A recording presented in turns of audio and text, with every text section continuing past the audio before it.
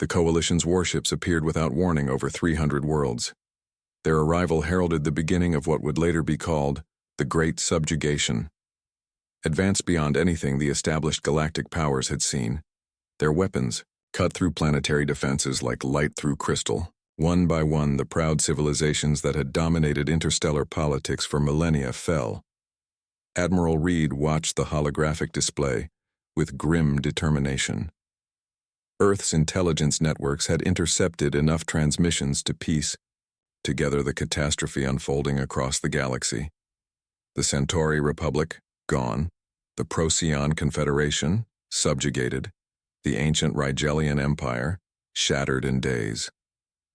They're methodically disabling all FTL communications hubs, Lieutenant Wilson reported, highlighting nodes that had gone dark across the three-dimensional star map. They're isolating systems before attacking them. Reed nodded. Classic divide and conquer.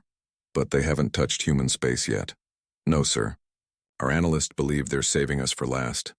We're considered technologically insignificant. A bitter smile crossed Reed's weathered face.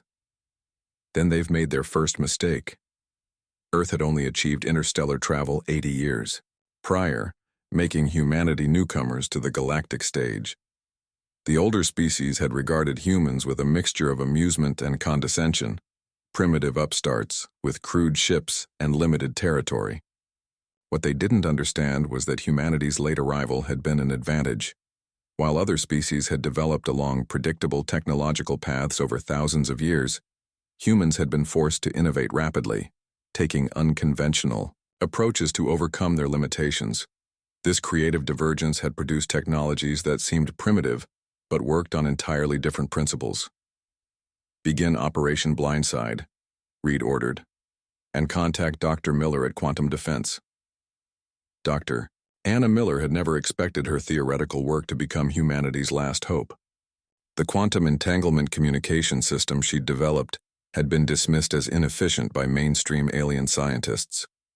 Why use such a complex system when the standard FTL communication network was perfectly adequate? Now, with the Coalition systematically destroying those networks, her inefficient system was the only secure way to coordinate resistance. The beauty of it, she explained to the gathered military leaders, is that it doesn't use the standard subspace frequencies. It's completely undetectable to their scanners. General Thompson leaned forward. And the weapon systems? Miller's assistant, Dr. Jackson, brought up schematics on the display. Our gravitational disruptors don't match the raw power of Coalition weapons, but they target a fundamental weakness in their shield harmonics, a vulnerability they don't know exists, because no one else approaches gravity manipulation the way we do. Thompson nodded. How soon can we deploy? The first generation of disruptors are being fitted to our stealth corvettes now, Jackson replied. The production lines for the second generation are running around the clock. The Coalition flagship, Inevitable Dominion, hung in orbit above the fallen world of Tau Ceti IV. Commander Drek surveyed the subjugation reports with satisfaction. Their campaign had proceeded precisely according to projections. The humans have made no moves to ally with other species, his subordinate reported. They appear to be hiding in their small territory, hoping we overlook them. Drek's facial ridges flexed in amusement. Predictable. Schedule their systems for pacification after we finish with the Pleiades cluster. Their technology is primitive. A single battle group should suffice. Yes, Commander, though there is an anomaly in our sensor readings near the human border. Specify. Several of our outposts have reported momentary sensor ghosts. Nothing conclusive.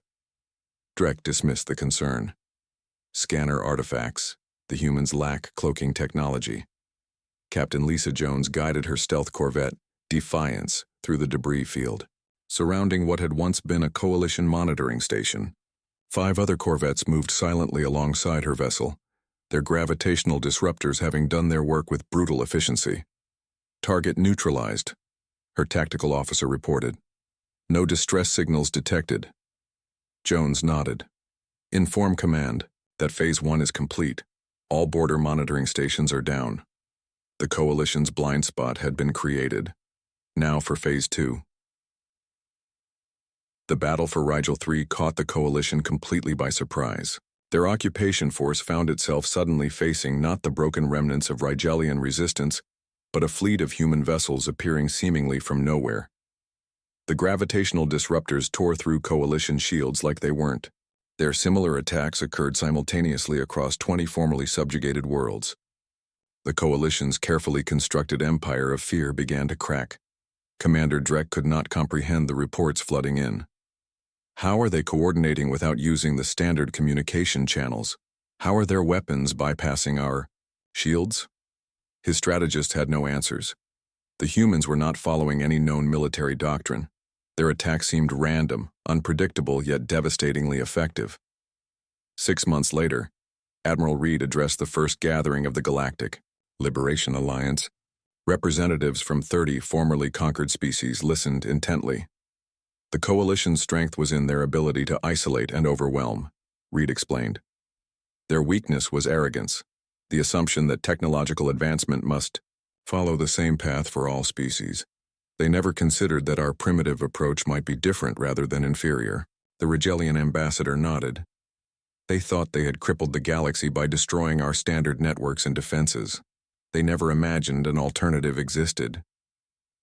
Humans have always been good at finding another way, Reed said. Our quantum entanglement network now links all liberation forces. Our factories are producing gravitational disruptors for all Allied ships. And Captain Jones's stealth fleet has located the Coalition homeworld. The chamber fell silent at this revelation. We don't seek their annihilation, Reed continued, but we will offer them the same choice they gave others: surrender or face consequences. The difference is we'll honor a surrender if offered. The Centauri representative stood. The Coalition crippled our galaxy, thinking themselves invincible. How fortunate that they overlooked humanity until it was too late. For them. Reed allowed himself a small smile. They thought they were facing a primitive species. Instead, they found themselves confronting humanity at its best, adaptable, resourceful, and unwilling to accept defeat. Now, let's plan the final push. As the meeting continued, reports arrived of more Coalition forces retreating. The tide had turned. Humanity had not only pushed back, they had changed the very nature of the conflict, and in doing so, reshaped the future of galactic civilization.